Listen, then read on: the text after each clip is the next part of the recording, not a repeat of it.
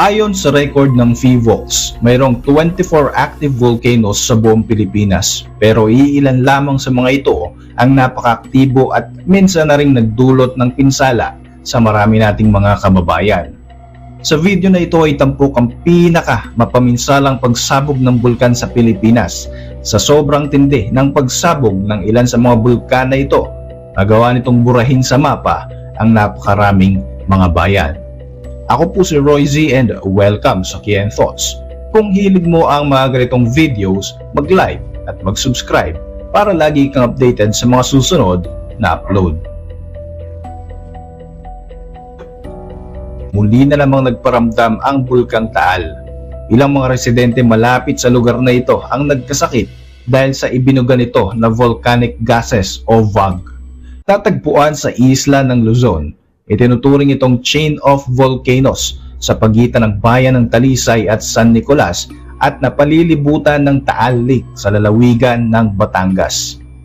Base sa historical data, ayon sa PHIVOLCS at sa pag-aaral ng US-based volcanologist na si Jess Phoenix, kung pagbabasehan ang trend ng Taal volcano eruption, makukonsider ito bilang pinakadelikadong bulkan sa Pilipinas.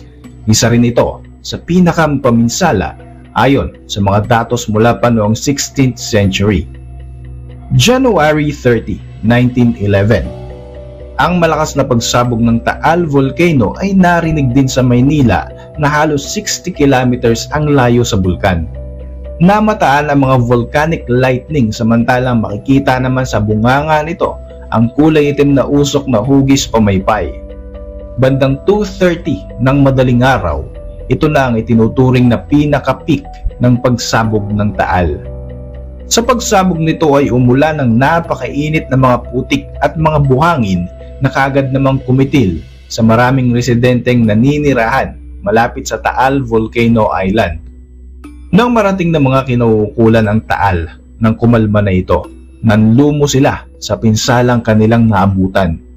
Tuluyan nang napinsala ang buong isla, kabilang ang 7 barangay dito at wala ni isa man sa kanila ang nakasurvive sa malagim na volcanic eruption na ito. Ayon sa tala, aabot sa 1,100 na katao ang nasawi, samantalang 199 naman ang nasugatan. Napakarami ng mga recorded eruption ng Taal Volcano since 1965 hanggang 1977. Mula 2008 naman ay nakamonitor na ang PHIVOLCS sa galaw ng bulkan na ito hanggang sa pagpasok nga ng 2020 ay muli na naman itong sumabog kasabay ng pagpasok ng COVID-19 pandemic. Tinatayang nag-iwan pa nga ng damages na aabot sa 3 billion pesos ang pagsabog na ito in 2020 alone. Sa ngayon, aabot na sa 6,000 na katao ang nasasawi sa mga nakalipas na pagsabog ng Bulkang Taal.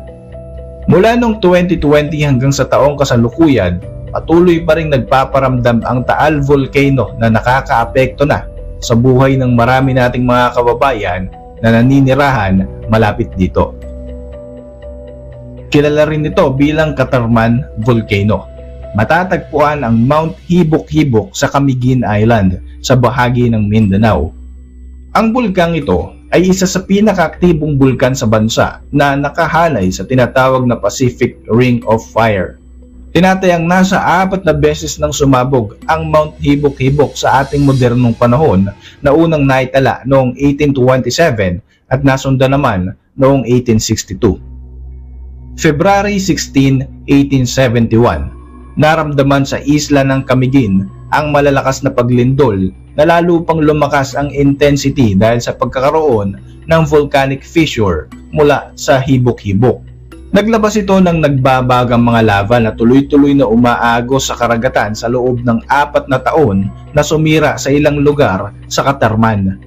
Dahil din sa patuloy na paglabas ng lava, dito na nabuo ang tinatawag na Mount Vulcan.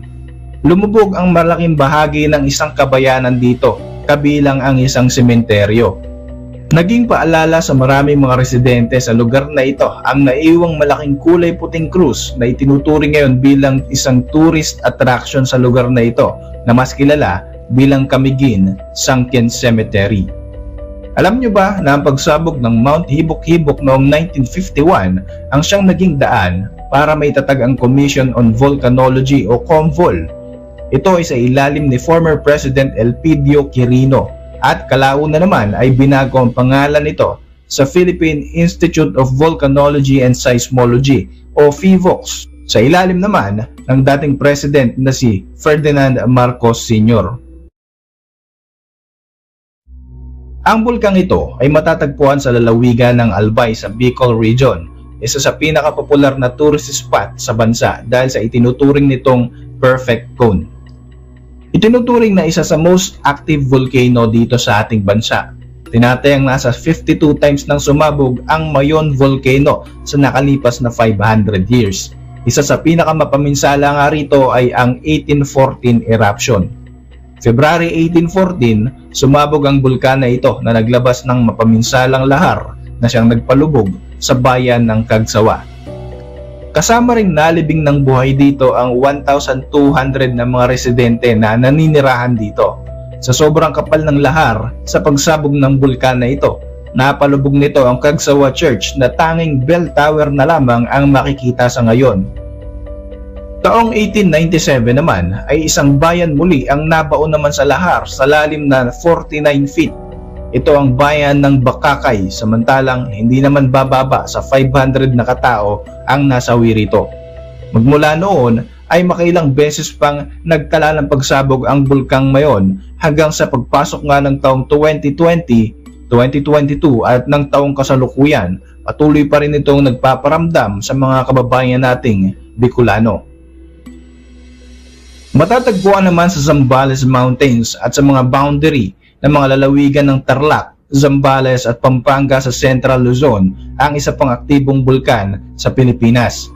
Itinuturing din bilang isa sa pinakamapaminsala ang naging pagsabog ng Mount Pinatubo sa 20th century. Kaya naman ito ay isa sa pinaghahandaan ng ating gobyerno sa pakikipagtulungan sa US Geological Survey. Maraming beses na itong sumabog mula pa noong 15,000 BC hanggang sa dilubyong idinulot nga nito noong 1991 Mount Pinatubo eruption na talaga namang naging world-shattering event. June 15, 1991 na magsimulang mag-alboroto ang Mount Pinatubo. Nagbuga ito ng bilyong-bilyong tonelada ng mga magma at volcanic ashes samantalang aabot naman sa 20 million tons ang sulfur dioxide na nailabas nito. Dahilan upang malubog ng halos 10 feet ang ilang mga lugar sa Pampanga. Dahil din sa pagbuga nito ng mga volcanic ashes ay natakloban nito ang ating atmosphere at halos hindi na masikatan ng araw ang ilang bahagi ng ating planeta. Kaya naman bumaba o lumamig ang ating temperatura sa 0.5 degrees Celsius sa panahong ito. Nai-record din ang mga volcanic ashes sa mga bansa sa Asia tulad ng Vietnam, Malaysia, Singapore at Indonesia. Ayon sa record, aabot sa 847 na katao ang nasawi samantalang 3.8 billion pesos naman ang halaga ng pinsala na naiwan nito kabilang ng sektor ng agrikultura, public infrastructure at iba pa. Ayon kay Ken Hon, volcanologist sa University of Hawaii, ang mga volcanic eruption ay may tendency na maging sobrang lakas lalo na kung ito ay magmumula sa isang less active volcano. Hindi katulad ng mga palagiang sumasabog na bulkan. Ang mga less active ay kadalasan na nakakaipon ng mas maraming magma. Kung sakaling may mga event na magti-trigger dito upang ito ay sumabog katulad ng lindol, ang pagsabog ng mga ganitong bulkan ay siguradong malaki ang idudulot na pinsala. Ilan sa mga less active volcano sa ating bansa ay minomonitor din ng PHIVOLCS, katulad ng Mount Banahaw sa pagitan ng lalawigan ng Quezon at Laguna, Mount Arayat sa Pampanga at Mount Makiling sa pagitan ng Batangas at Laguna. Para sa inyong reaksyon, mag-iwan lang ng komento sa ibaba ng video na ito. Muli, ako po si Roy Z. Maraming salamat po sa patuloy na pagsubaybay sa ating channel.